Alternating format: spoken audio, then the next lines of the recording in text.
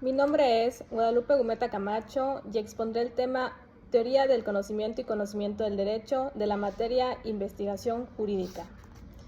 El primer tema se llama Consideraciones generales del conocimiento. Según la definición de la Real Academia de la Lengua Española, señala que conocer es averiguar o bien entender, advertir, saber, percibir como distinto el objeto, distinto de lo que no es.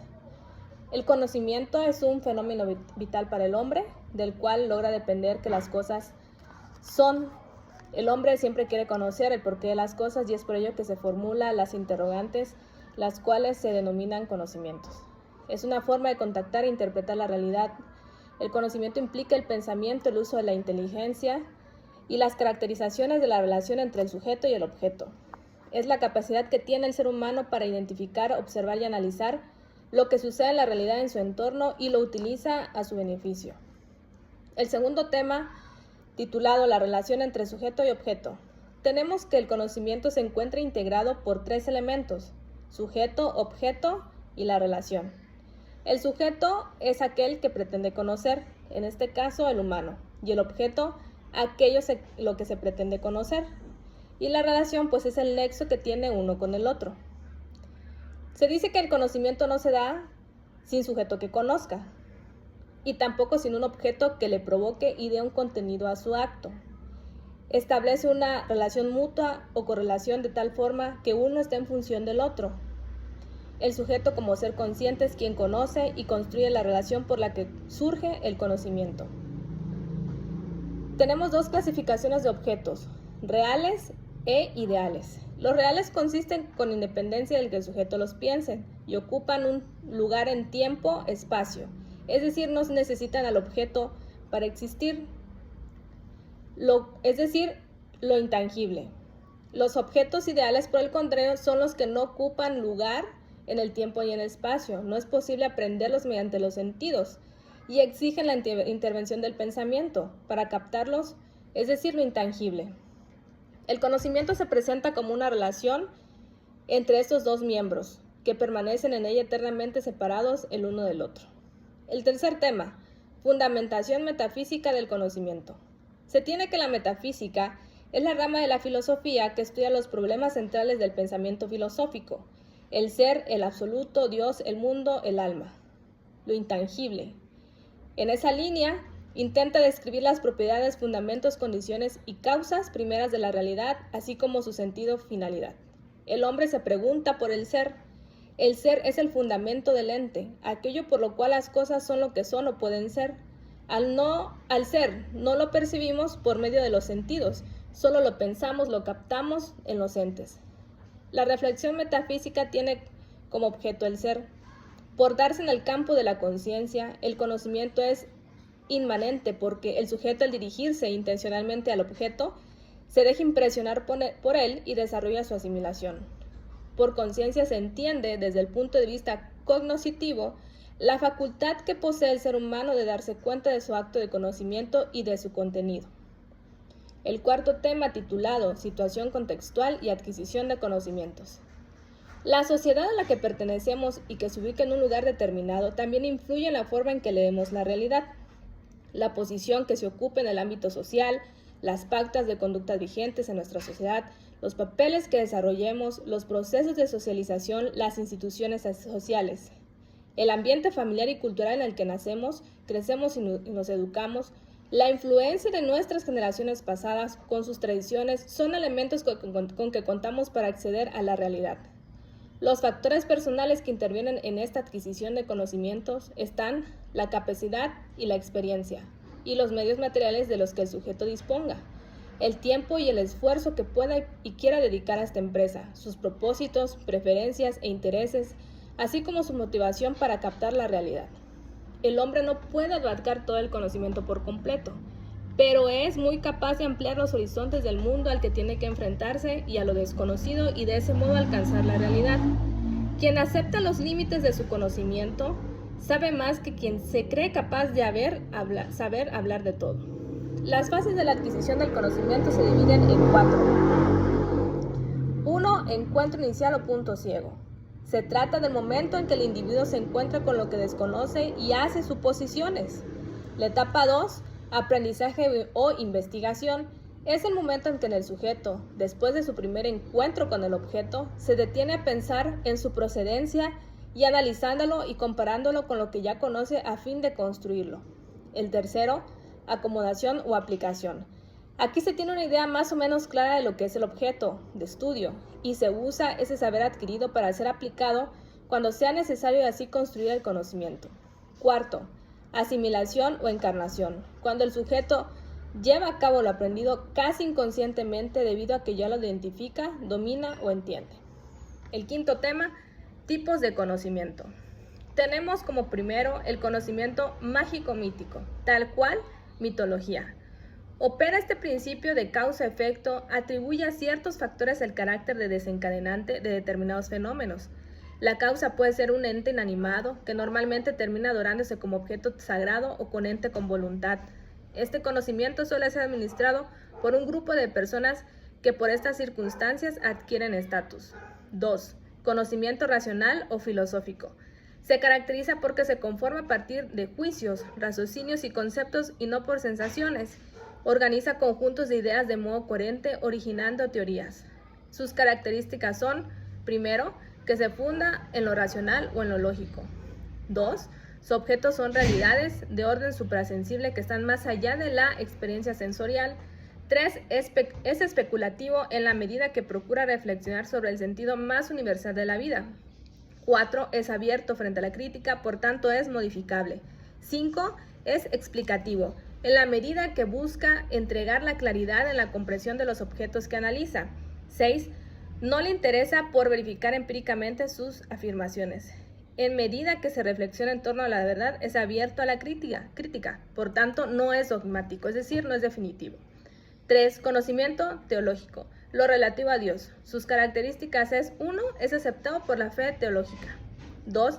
Se conforma por verdades en las que accede por aceptación de la revelación divina, depositada generalmente en ciertos individuos elegidos y cuyas palabras son escogidas o recogidas de libros considerados como sagrados. 3. Se construye a partir de argumentos cuya validez descansa en la autoridad de su tutor o autores. 4. Es un conocimiento racional explicativo, en la medida que procura esclarecer las creencias fundado en la lógica. 5. Es regularmente especulativo. 4. Conocimiento técnico. Tiene por objeto el hacer humano a partir de ciertas reglas inspiradas regularmente en conocimientos científicos. La Real Academia de Ciencias Exactas, Física y Naturales señala en su diccionario que debe entenderse por tecnología la aplicación de conocimientos a la consecución de resultados prácticos, bien en forma de equipo o bien de técnicas conducentes a procesos industriales. 5. Conocimiento de sentido común o cotidiano. Es el llamado comúnmente vulgar o sentido común. Según Pepe Rey Cruáñez, sostiene que el conocimiento vulgar es 1. Fruto de la observación y la experiencia. 2. Normalmente regulado de la operación de los propios sentidos del individuo que conoce. 3. Proporciona una percepción de la realidad que puede llegar a ser corregida en un acto posterior. 4. Permite al hombre interactuar con su ambiente. 5. Desde el punto de vista de su alcance representa la peculiaridad que es manejo por casi la totalidad de los individuos que la conforman en sociedad. 6. El conocimiento vulgar se transmite regularmente por vía oral, por lo tanto tiende a ser transgeneracional. 7. Implica que experimenta mutabilidad, cambio, y que lo que ayer fue válido para hoy está en tela de juicio. Sin embargo, suele perdurar en el tiempo y hasta cierto punto se vuelve dogmático. 8. No tiene detrás un razonamiento elaborado, ni una crítica de procedimiento de obtención ni a las fuentes de la información, es decir, no tiene fuentes verificables o certeras. 9. Se implica el recurso a conceptos, estos son imprecisos, inciertos, muchas veces resultados de prejuicios o ideas preconcebidas. En pocas palabras, es un ejemplo de sabiduría popular, es un conocimiento empírico. Ahora bien, conocimiento científico, contrario a lo anterior, designa todo tipo de conocimiento sistematizado relativo a un campo o área de la realidad natural o social. Es un tipo de saber caracterizado como conjunto sistemático de conocimientos sobre la realidad, objetos mediante una actividad reglada, que contiene elementos que procuran garantizar tanto el procedimiento de obtención como el adecuado tratamiento de las fuentes de saber que se trate. Sus características son: 1. Son críticas y fundamentadas. 2. Sistemático, es decir, es un conocimiento ordenado de conocimientos. 3. Explicativo. Se da mediante teorías que se conforman con leyes que permiten predecir la ocurrencia de determinados sucesos. 4. Verificable. Se presta para su comprobación experimental o al menos para ser contrastados experimentalmente. 5. Metódico. El conocimiento es un producto. Las verdades científicas son el fruto de rigurosos procedimientos. 6. Parcialmente objetivo. Dado el papel que se ha asignado al sujeto cognoscente, se admite la dificultad de una objetividad completa, incluso en el ámbito de las ciencias naturales, es decir, la capacidad de dar noticia del objeto tal cual es. 7. Es comunicable. Las conclusiones a que llegan los científicos se expresan recurriendo a un conjunto de conceptos de significado unívoco. 8. Provisorio. El saber científico admite revisión y por ende la modificación de sus afirmaciones, por tanto no es dogmático, tiende a cambiar en el tiempo respecto a la actualidad o nuevas investigaciones. 1.6. El estudio e investigación sistemática del conocimiento. Es sistemática, es decir, organizado, objetivo y tiende a responder una sola pregunta. También se conoce como revisión documental, utilizada para profundizar temas específicos, investigando contenidos evaluados por expertos. Sus investigaciones son basadas en la metodología de tipo documental y bibliográfica.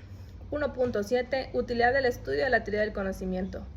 Entre los beneficios que obtienen las personas a que se dedican una parte del tiempo al estudio de la teoría del conocimiento se encuentran los siguientes. Contarán con un criterio que permita objetivamente alcanzar la verdad y apartarse del error. Ayuda a aquilatar los conocimientos para que estos se adecúen mejor con el ser. Poseerán una visión crítica de discernimiento para intercambiar y constatar sus conocimientos con los de los demás. En otras palabras, pensarán por cuenta propia, tendrán ideas bien fundadas, interpretarán y harán frente a otras informaciones, creencias, opiniones y teorías que predominen en el ambiente. Podrán analizar reflexivamente el sentido de la vida a partir de los conocimientos adquiridos, pues no hay que olvidar que el conocimiento no es un fin, sino un medio. Tema 8. Los problemas del conocimiento. Surge cuando el sujeto pretende establecer una relación de discernimiento con el objeto, debido a que ambos se encuentran en diferentes mundos distintos y hasta contrarios, y por lo mismo se encuentran en la esfera psicológica. El primer problema es, tal cual se divide en 5. El primero es la posibilidad del conocimiento. Se refiere a la averiguación de la posibilidad que tiene el hombre de conocer los objetos, o si por el contrario existen barreras insuperables para tal propósito. Problema 2. Origen del conocimiento.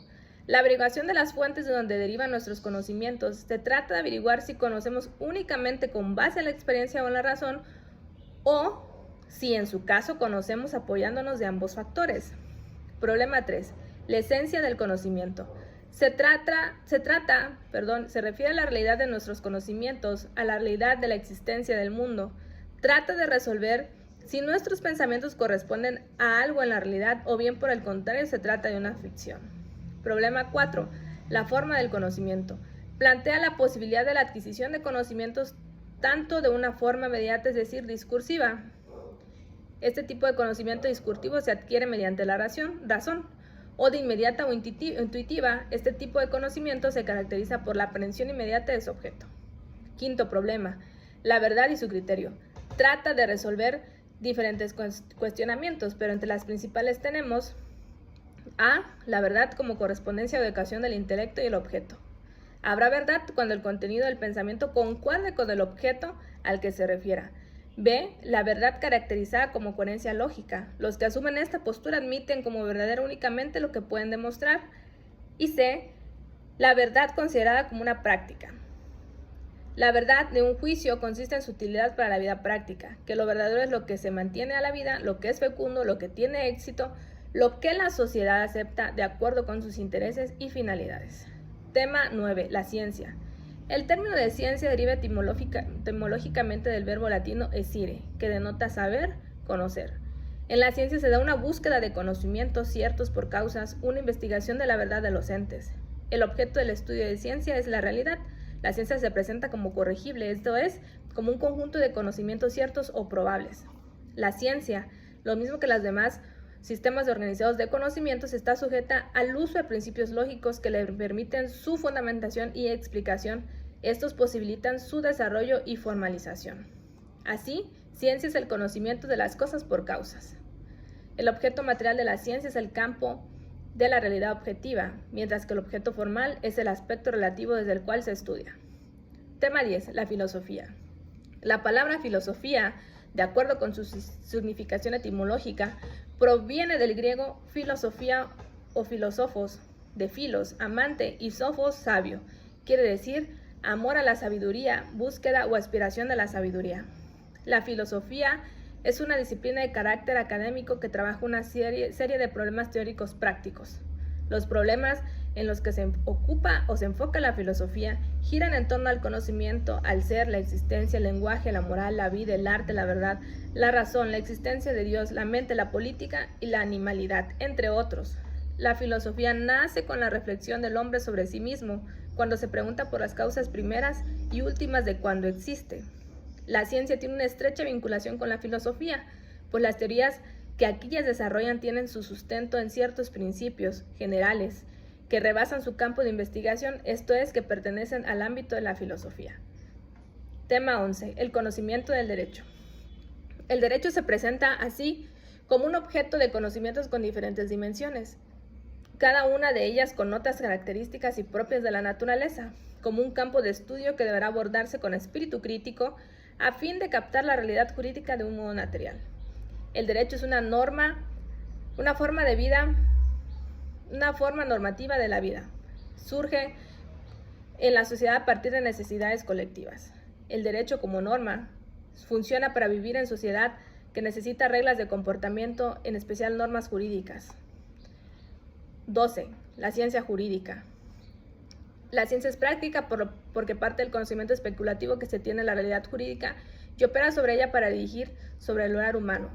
Trata de escribir normas jurídico-positivas y que tradicionalmente se ha denominado jurisprudencia o dogmática jurídica. Tema 13. La filosofía jurídica.